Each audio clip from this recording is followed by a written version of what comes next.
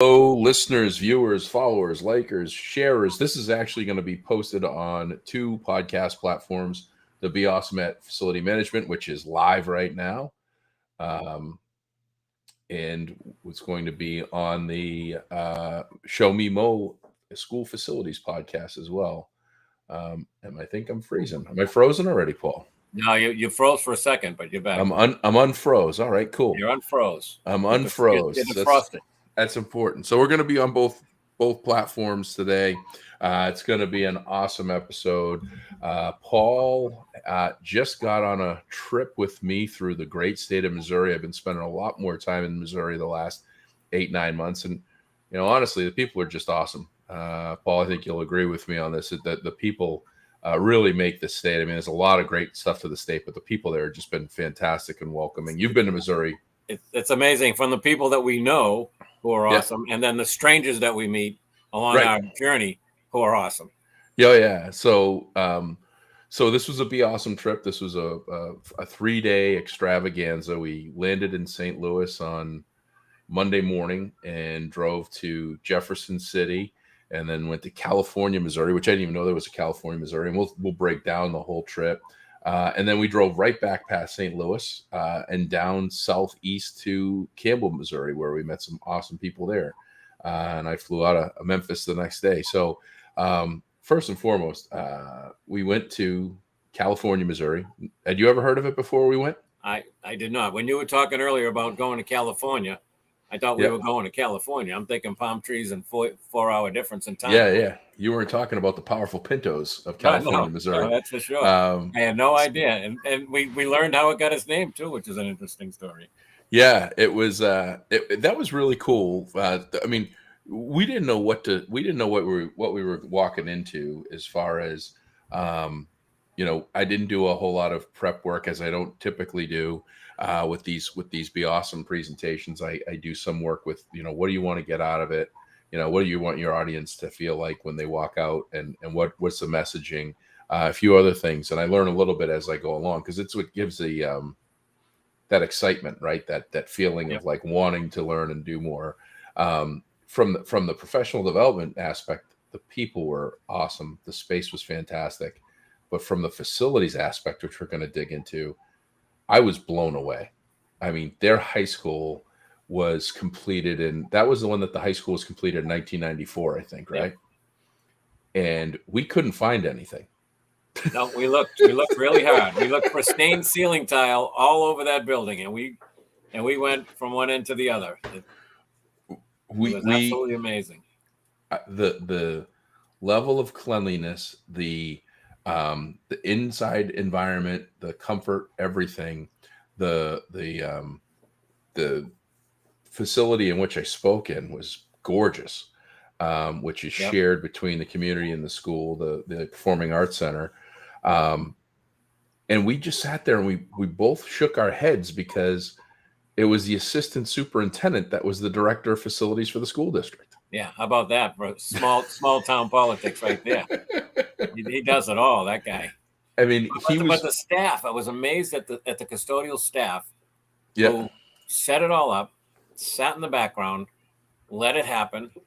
And then when they walked by us, and I told them, I says, hey, you guys really did a nice job here. And they kind of wanted to keep walking. They just kind of smiled, nodded their head until we cornered them and said, you guys really have a nice facility. And at that point, they lit up. Yeah. They said, come and take a look at this, and let's bring it down this way. And I said, I'm looking for a stained ceiling tile. And they said, well, you're not going to find them, because there's only a few and we know where they are. Yeah. But they weren't in that building. No.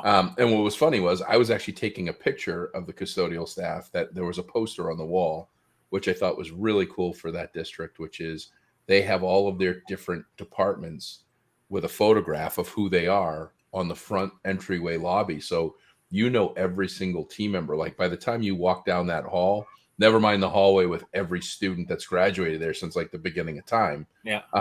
But they literally had the entire staff, and I was taking a picture of the custodial staff. It's like I wanted to get an autograph. But yeah, they were they didn't know what to make of us. And then when they saw that we were really interested and appreciative for the work that they did, it was like, all right, you think that's really cool? Let's show you this, or Yeah. let's take care of this. But bright, shiny, not a speck of dust or dirt around the through the HVAC systems. We found one thing, or Yeah. I'm gonna take credit for it. I You found one found thing. one thing. I found one thing, and the one thing was this: they had their gymnasium floors refinished and sanded, and there was some dust from the sanding on the handrails for the bleachers. And the reason being is they hadn't opened up the bleachers yet. The handrail went from a little bit above the ground, at an angle up. As the bleachers come out, that's your handrail on the edges of the bleachers. And so they had already said, hey, when we pull the bleachers, that's the first thing we're doing is wiping those handrails down. Right. So it's like, that was 20 feet high at the opposite end. It's not yeah, something that you they can knew, just, dust, but they knew that the bleachers had to come out after the event was over so they could get to cleaning all that stuff in there. And they were, but that we had to look long and hard to find that. Yeah. And so the district it's 4 buildings.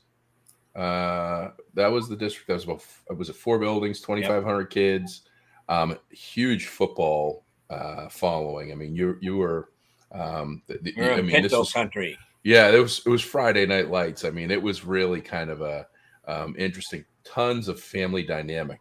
When you talk about public sector and family and friends and everybody working together, lots of people there with just immense pride, and you heard it. My the superintendent there, his I think mother or father was the superintendent of that school when he was growing up, and married his junior high school sweetheart, and just really you could see the pride. It was their space. You can and walking see that down the hall. Remember, you showed us pictures of the athletes that were on the wall, and this is my brother, and he played here, and this guy here played for us, and then he went into the pros, or he played at D1 college, and he knew all these people in the pictures, and they were 20 years past. Yep. Yeah, the pride was just something you don't get to see everywhere. I think you sense it in just about every school USA, but it was definitely something that just was overwhelming. One of the things that I caught, I don't know if you caught this or if I shared it with you then, but what was it almost felt like the McDonald's factor in there. The old cleaning the McDonald's, keep your bathroom clean and nobody will drop anything on the floor. Right. At one point there was a paper towel or something on that hallway that was going to the Performing Arts Center. And it had to have just fallen. Like it was probably still on the way down on the ground, and someone just walked up, scooped up, and picked it up.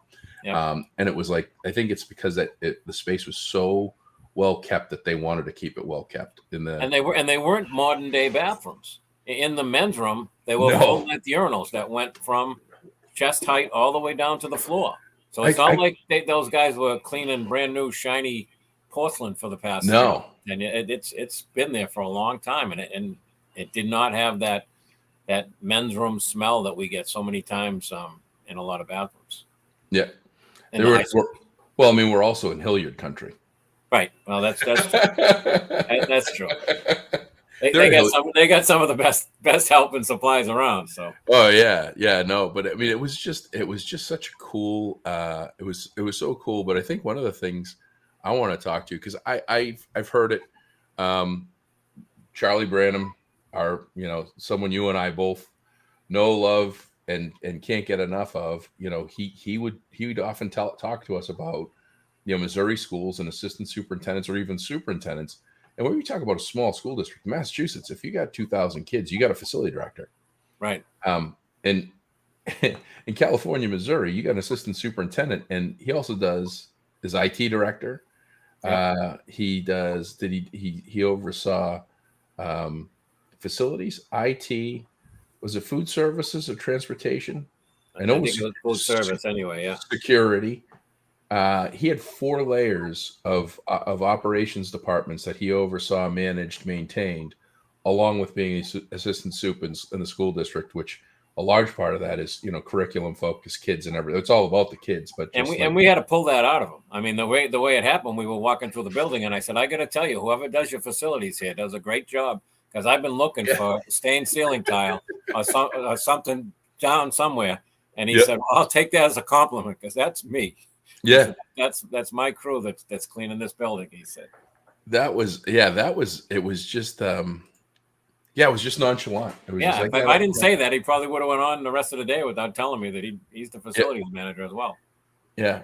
And then And that, back to the football. How about the football breakfast that they told us about on Friday mornings? oh yeah, the The team local shows buffet. up at the local diner, Yep. and the town shows up, and they triple fill the diner.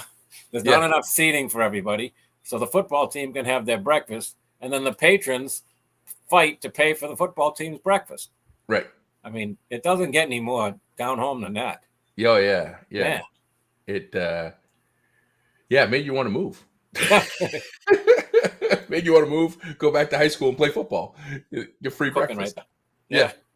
Get some free breakfast. No, it was definitely just such a wonderful kickoff to our week, and it was like I said, I was just amazed at how everything was so well put together. It looked like they had a staff of 20, and Yep. they had a staff of 3 or 4.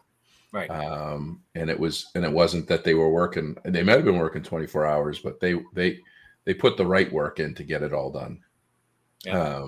And I had my talk. I think they had a couple hundred people in the audience. We had a good time, and we departed for Campbell, Missouri, which I didn't even know where it was. Yeah. Well, back to before we leave California, Yeah, we found out the history on how it got its name, and it was that's right. that one of the settlers, as they Yep. were coming across the country, got to California, Missouri, and it wasn't called California, Missouri. Yep. But that was as far as he could go. Yep. And he bribed the mayor to change the name of the town to California, so that when he rode home, he could tell everybody back east that he was in California. Yep. And he Yep. made it. Yep. Yeah, That's right. That's a great story, because who ever heard of California, Missouri? Well, it was funny. I think I told you the story about how we got there. Was I did the keynote for the Missouri ASBO Association, which is the Missouri Association of School Business Officials, and they had over 900 people at Lake of the Ozarks. And I literally pulled out of the parking lot, and I got a phone call, and the woman saying, we want to have you, we want to book you for August 15th or August 16th, and this is the time and this is what we're thinking. And I was like, okay, great. Where are you? And she says, California. So I immediately go to my California calculator, because I have zones for costs for my speaking, for my travel.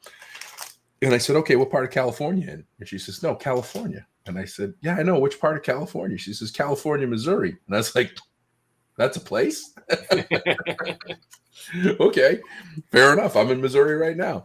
But yeah, that was definitely a cool little piece of how you got your name. And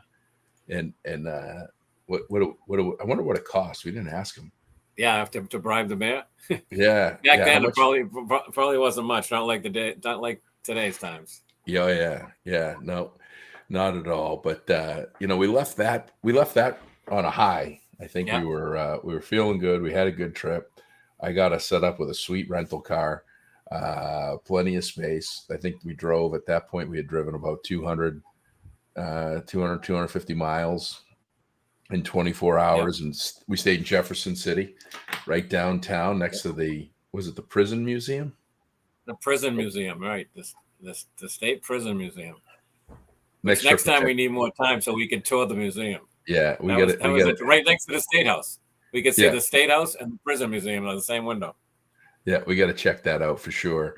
And now we got back in the rig, and we started heading, I guess, southeast, wildly southeast, back across the state. A lot of green, Yeah. What was the name of the town we stayed in? I got to look it up now. Wow. It was. What? Oh, when we went to Campbell? Yeah. Campbell schools. No, we stayed. The town we stayed at was right out. It was 50 miles away. I got to remember. I had the name on my head, and now I just lost it. So now I'm gonna look it up and see what but we're not used to doing all that driving and just seeing green. Poplar Bluff. Yeah, that's it. Poplar Poplar Bluff. Bluff. Yeah. So it's amazing because you get these sections of the state. Like you get like when we went St. Louis east to Jefferson, there was tons of farmland, right? There was just lots of farmland, lots of open space, but it was a lot of green. And then when we got south of St. Louis, Francis Howell on our way to Campbell, we were like in logging country. Yeah. It was like 100 miles of just trees and woods, no exits. There was no cell coverage. Definitely a place if you wanted to disappear or not be found. I think that's the triangle in the universe right there. So you just go down between St. Louis and Poplar Bluff, Missouri, and just dip into the woods somewhere. One thing we didn't see were deer. Right. Everybody talked too about early in the day. Too early in the day, we were told. Everybody talked about seeing deer, hitting deer, killing deer, all this stuff with deer, and there wasn't a deer to be found in the state of Missouri. They knew you were coming. Yeah, but when we came back to the farmlands, remember I said, "Wow!" I said, "I hope that there's an airport over there." Yeah, that plane just went over the treetops and straight down. Yeah, and I was waiting to smoke, and it was a crop duster. Yeah, which he crop dusted us on the way too. Over the top of us and back around again. That was I've never actually had that happen before. I've never seen it before. I've only seen it in a movie. We don't do that here. I mean, he like waved at us and was about 40 feet off the ground and just blasting the fields, which was kind of wild. But we get down to Campbell, and lo and behold, out of all the places in the world for me to speak, and of all the days for me to speak, it's the opening of the Peach Festival. How about that, huh? Campbell, Missouri is the peach capital of the great state of Missouri. And we literally rolled in, and they had the Peach Fuzz 5K race banner, and they had the Peach Fair banner, and they have a big welcome to Campbell with a huge peach. And here I am rolling in to talk to their staff to kick off school. And next year, I'm already talking about leading the parade or something, being the peach that comes down and heads that stuff up. But very different district, like very different. Smaller, 563 kids, I think it was.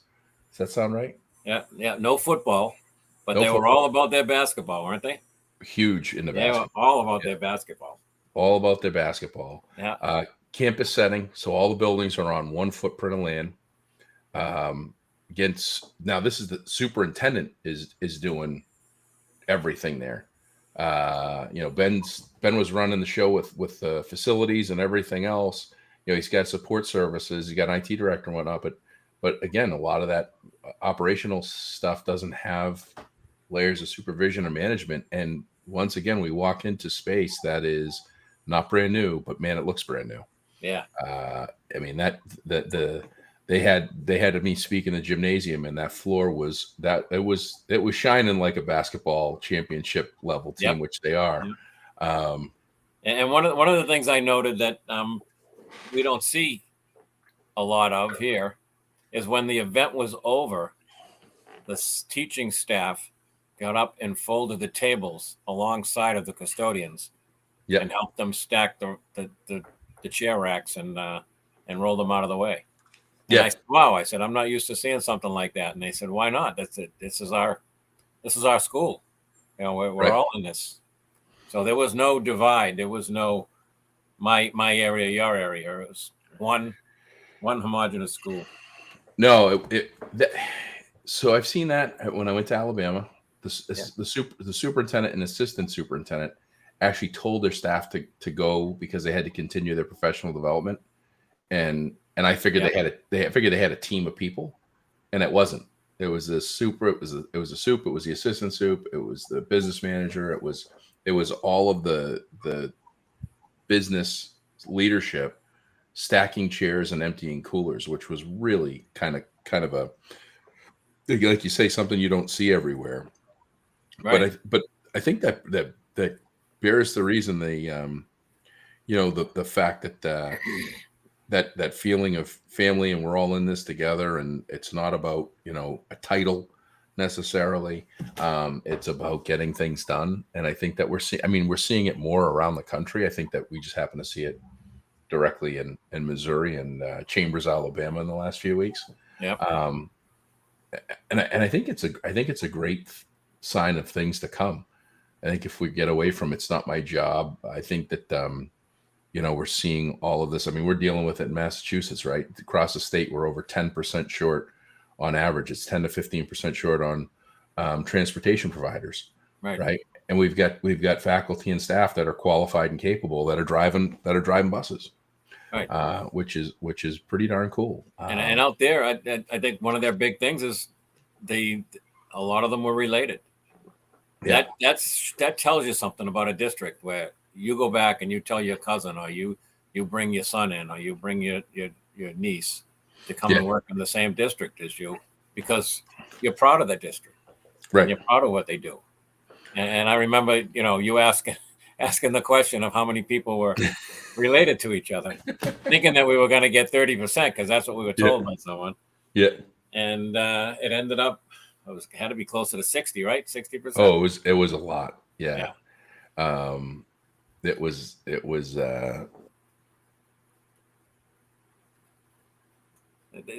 at least 60%. And we just, it's amazing to see how people come together like that and all want to work for the same community, for the same common goal. And that's something that, I don't know, somehow gets lost in the big cities. So I'm not sure if you're hearing me there, but you're frozen up. You need to thaw out. And once again, it was one of those school districts.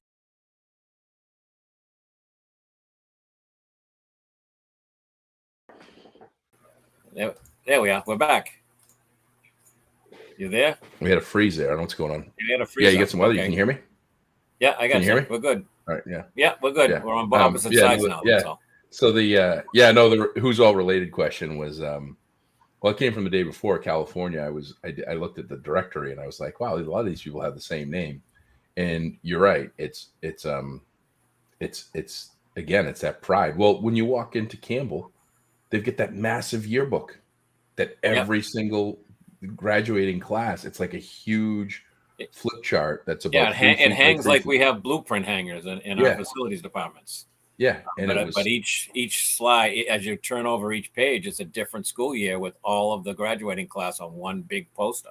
Yeah, which I mean, it's a lot easier when you have 36 graduates opposed to 300 or 500. But definitely one of those really kind of neat attributes of recognizing everybody that's been here on that thing we call paper. Not digitized and losing sight of it. It's right in front of you, and you just kind of flip it, something tangible. It's kind of like you ask people, why do you read newspapers? It's like, because I like the feel and I like the smell, and you get to do that. It's like I found myself flipping through the book every time I walk by. One of the things that you kept saying is like, I can't believe how well painted your walls are. Right. There was no chip paint. There was end to end, ceiling to floor. Right. That's not easy to do. No, not. And like you said earlier, that McDonald's thing where if you keep it clean, people respect it. Yeah. It's obvious that it stays like that because the staff and students are respecting the structure. Yeah. Well, I mean, I don't want to say that this. I mean, I don't want to talk about something that, I mean, it's been done for ages and by kids forever, and I'm sure that I did it.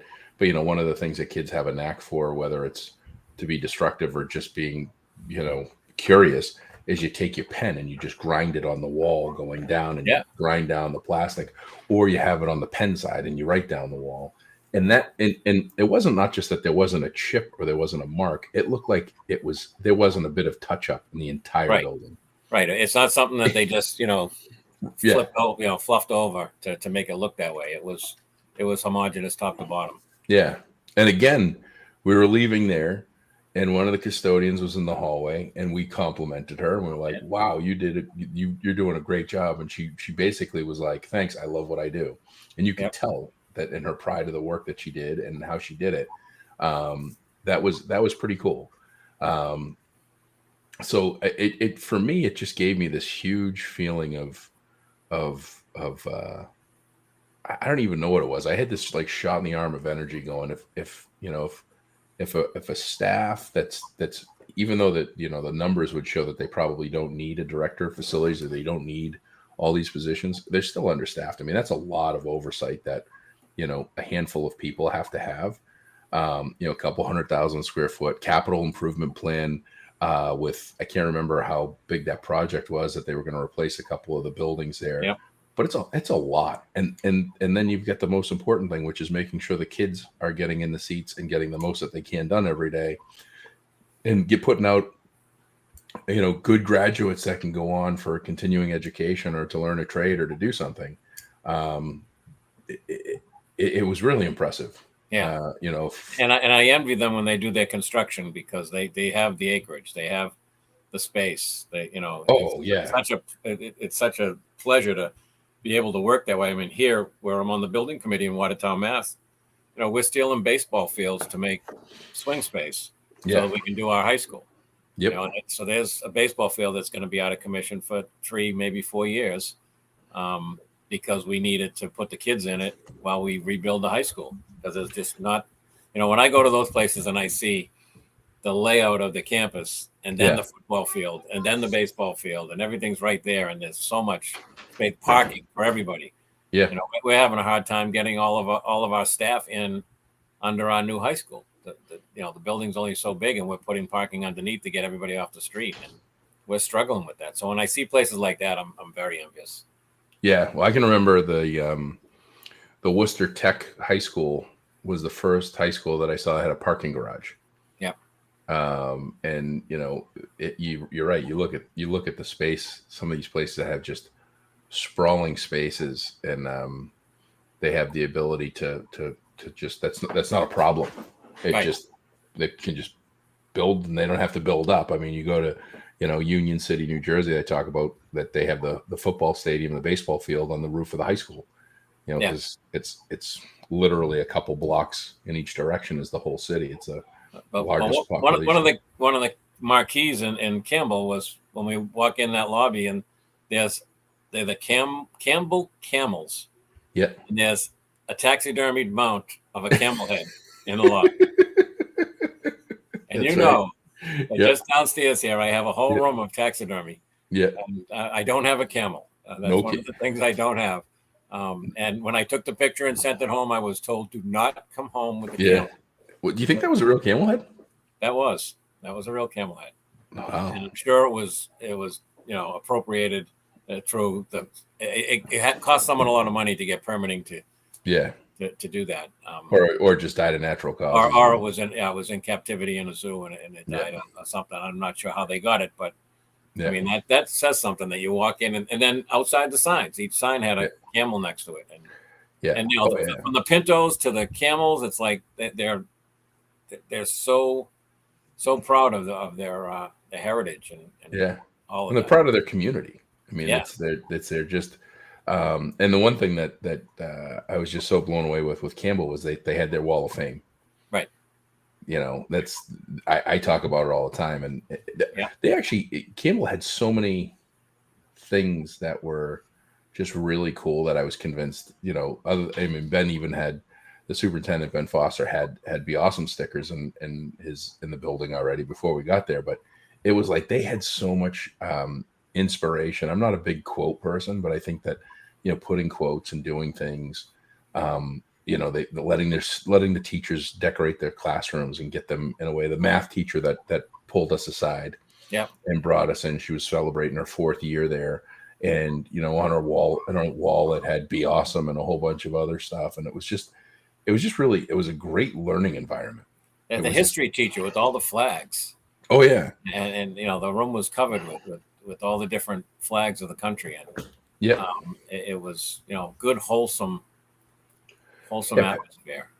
Passionate about their work, which was cool. In his office. It's very sprawling. It's his desk, and there's a big conference space, and then when we went back, I remember he said, "Come with me." He said, "I want to give you guys a couple of books to read." It's a they're a quick read. It's a good book. It's what we we base a lot of our staff knowledge on. And when I went back in there, like the room was full of staff. They were just like hanging out in his office. It was just like they weren't there for a meeting. They were like, they were there. They were just, I said, well, now that's why you need a big office, because there's always people hanging in here, and that's the comfort level that they all had with each other. Well, he said, I mean, he said, typically you don't have a superintendent's office right in the middle of everything. Like his office is like traffic control. Like, you can go left, you can go right. He's right in the middle of the building where, anyone and everyone can get him. And I bet he's got a great open door policy even when his door's closed. Yep. Which I think is we great. We even had what was she, 7th grade teacher that came running up to introduce herself to us in the gym, right? And that's his wife. Yeah, that's right. Yeah. Right. Afterwards, yeah. It's like it's full circle. If you talk about community, it's all there. Yeah, no, and I think that makes. And the people talking, they were so excited. There was that one young teacher that she was so excited because she just got the call from her mother that she got her tickets for the Peach Festival. Oh, that's right. All 3 nights, she said. Yeah. Me and my daughter and my mom were going to the festival. We got tickets for all 3 nights. Yeah. And that was big. It was, she was beaming, ear to ear. Yeah, that was it was an experience, to say the least, and I am just so it's so great to see in all of the negative stuff that we hear about and all of the things with back to school, and right now we're dealing with all of the news of these groups of kids coming together and fighting in malls and the movie theater. I don't know if you heard about this, the movie theater day or whatever it was last week. No, I heard some guy talk a couple of weeks ago, told me to turn the news off. So I'm not. Yeah, that's me. Yeah, that's me. I did. I had it on for, I had a procedure I had to go for yesterday, and there was some news on, and I was just kind of catching it. And then I was like, oh, this is something I probably want to check in on. But there's, again, when you do watch the news, if you watch it, it's filled and littered with negative nonsense stories about, if you just watch the news and lived your life off the news, you'd think that the world was going to hell in a handbasket. Yeah. And if you got in your car and you drove across Missouri with you and I, or any state for that matter, but Missouri was the most recent. But if you drove across the state with you and I, you would have found a lot of really awesome people that are making a huge difference. And I'm going to close out this talk with, the highlight outside of schools, which was none other than strawberries. Oh, absolutely. Absolutely. I mean, how does that happen? There aren't too many places that we'll walk away from, right? Yeah. Well, driving out of Campbell, I was a navigator. I got on my phone to find some place for lunch, because you know how I am about feeding every 4 or 5 hours. You got to have your feedings. I got my feeding. And I said, oh, look, Holcomb, Missouri, Strawberries Barbecue. Yeah. I said, we got peaches over here. We got strawberries over here. I said, this ought to be interesting. And we took that turn onto Main Street. Yeah. And there was probably 8 or 9 businesses on the street. Yeah. Not a car on Main Street. No, it was definitely blowing creepy. Down the street. Yeah. And the front door was a storm glass door that had bars on it. Yep. And a little neon sign that said open.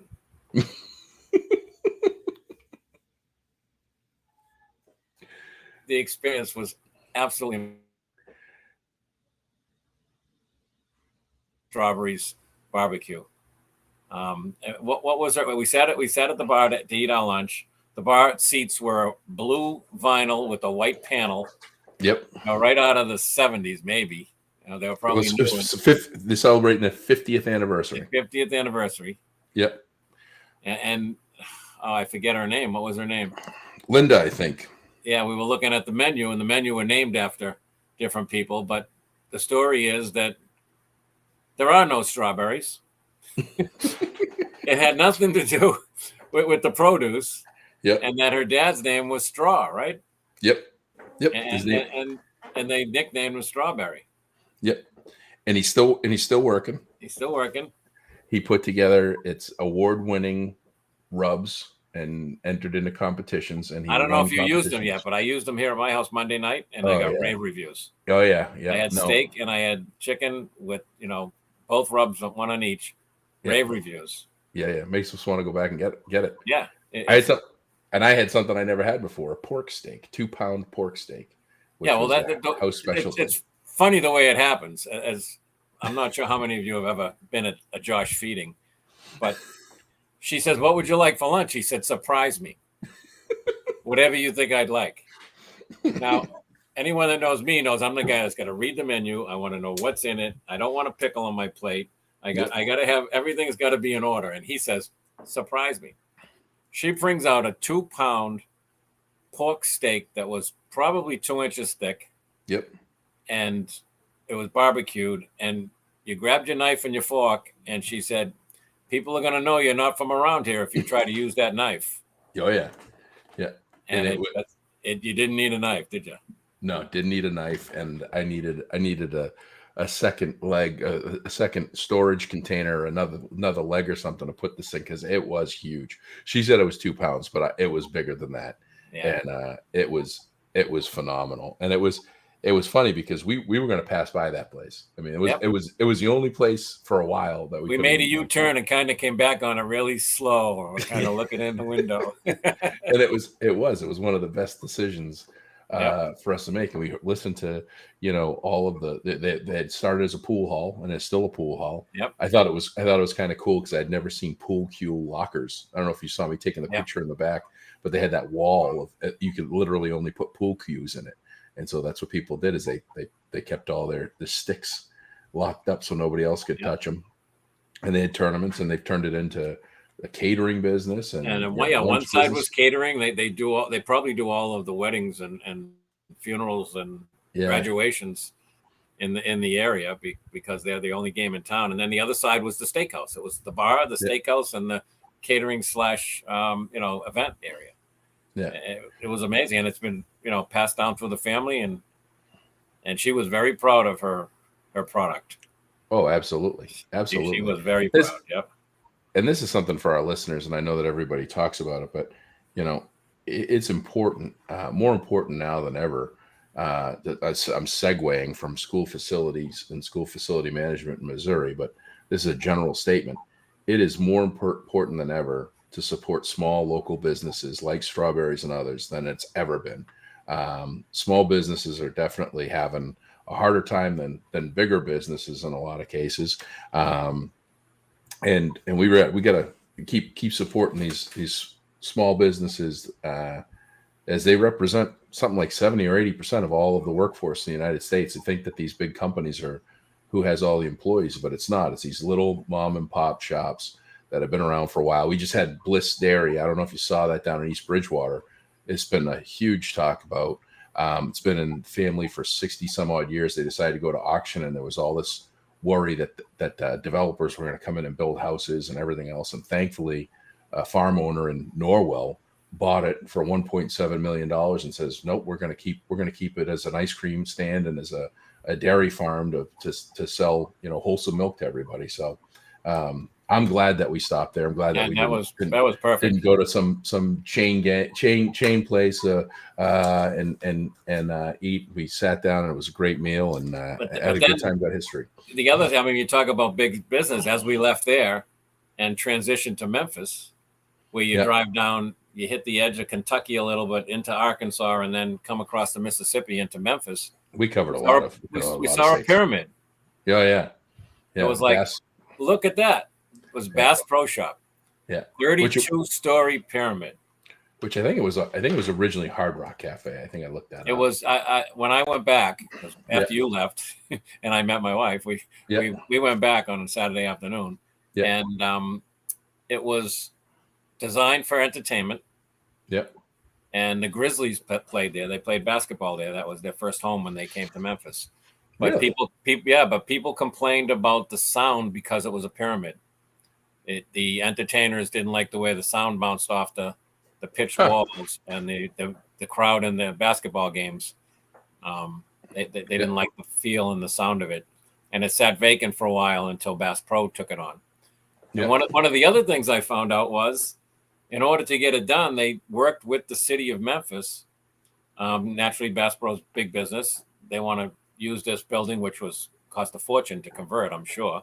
Yeah. And the city wants them. They want to be in the city. They have their own tax within Bass Pro to pay back the city, to pay into the city. It's So interesting. what we didn't realize on that first tab Yeah. was there's their regular 8% meal tax in Tennessee, I think it is. Yeah. And then there's another 12 or 13 on top of that for that building specific. The tax on top of the tax. Yeah. Double Genius. tax.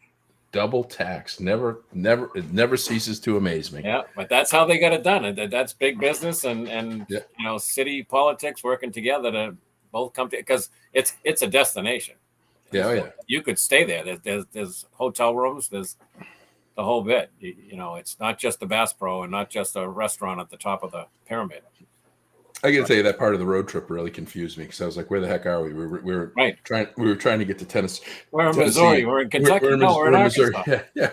I thought we were lost for a second. It all looks the same. What is that? It's okra. Yeah.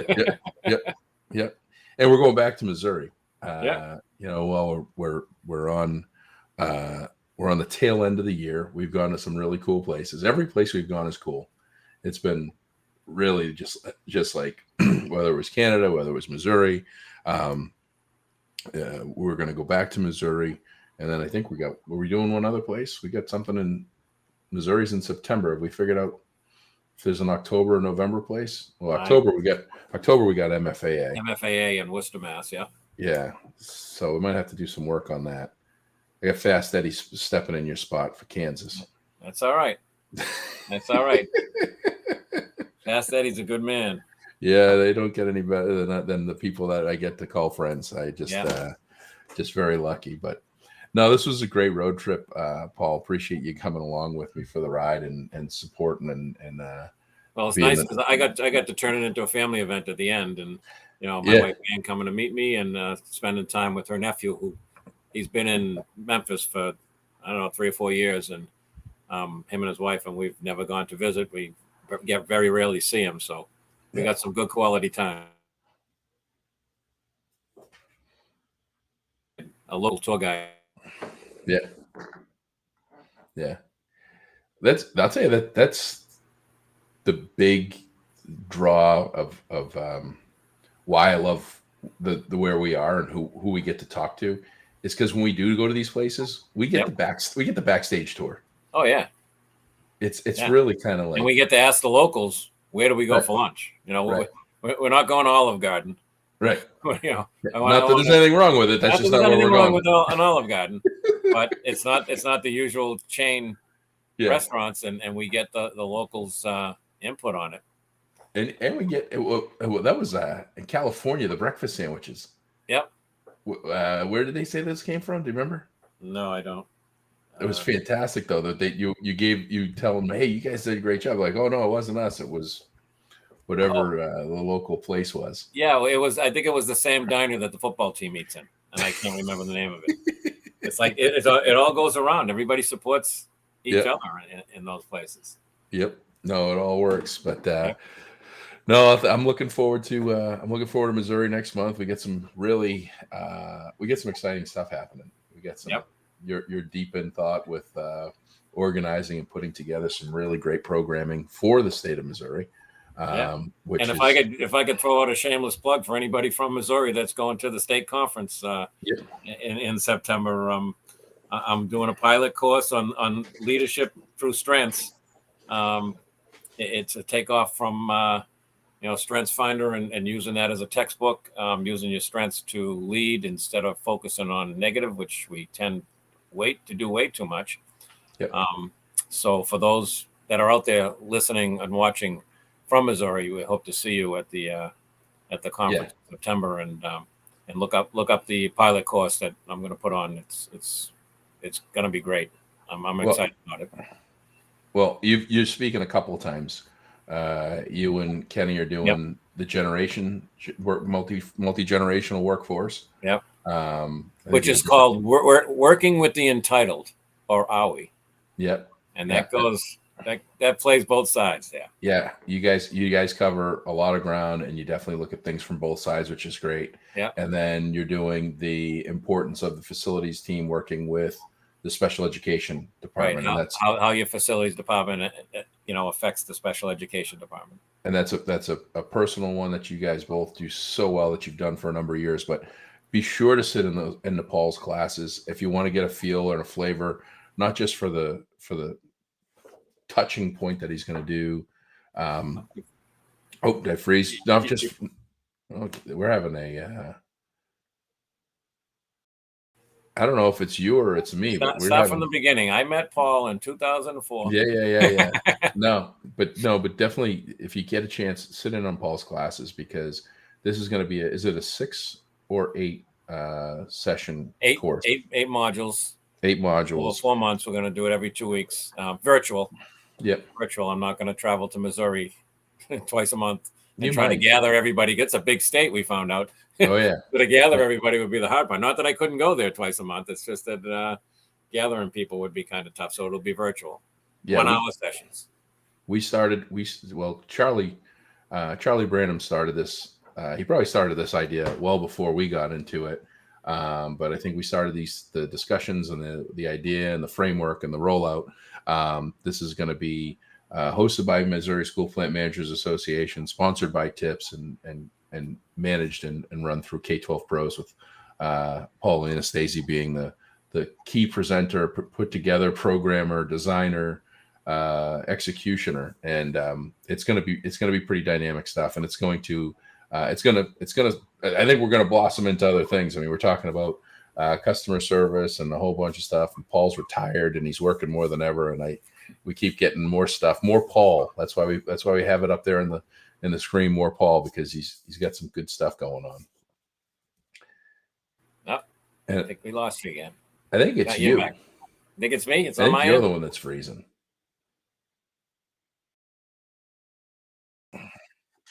To see, I think it's you that's freezing. That's fine. That's great. I'm hoping people aren't losing your.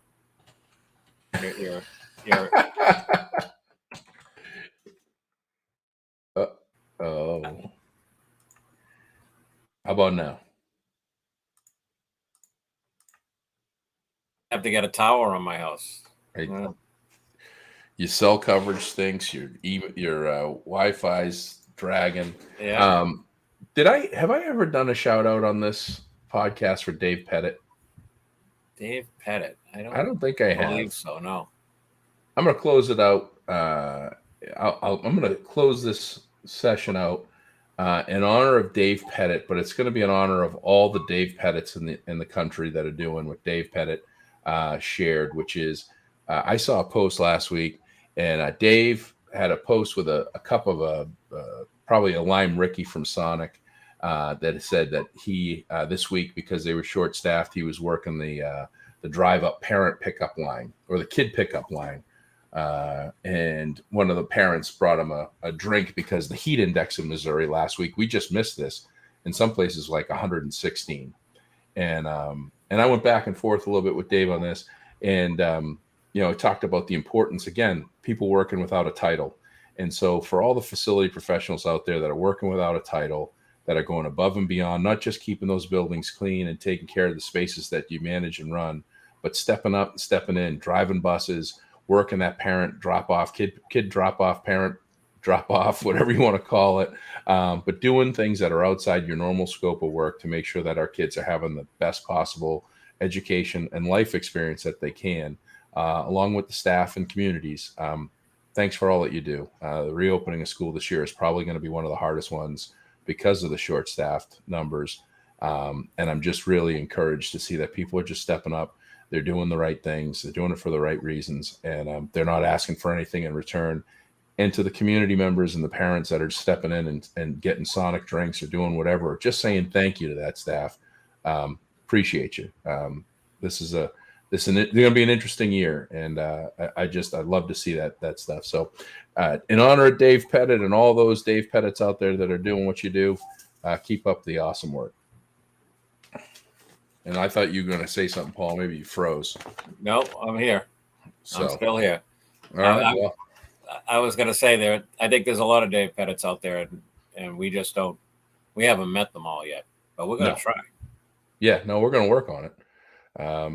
And this freeze again. This is amazing. We might actually have to edit for the first time because the freezing's going on. But that'll do it. We'll get another episode in here soon, Paul. I'm We'll here.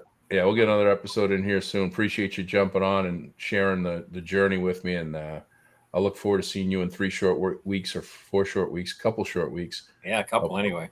I'll pick you up in Springfield. Yeah, there you go. I can't wait. Yeah. In the meantime, Springfield, Missouri, not Massachusetts. That's right. That's right. But in the meantime, hey, everybody that's out there in the grind, getting things done, already reopening, getting ready for the ribbon cutting reopening. Keep at it. You're doing an awesome job. Lots of people see you.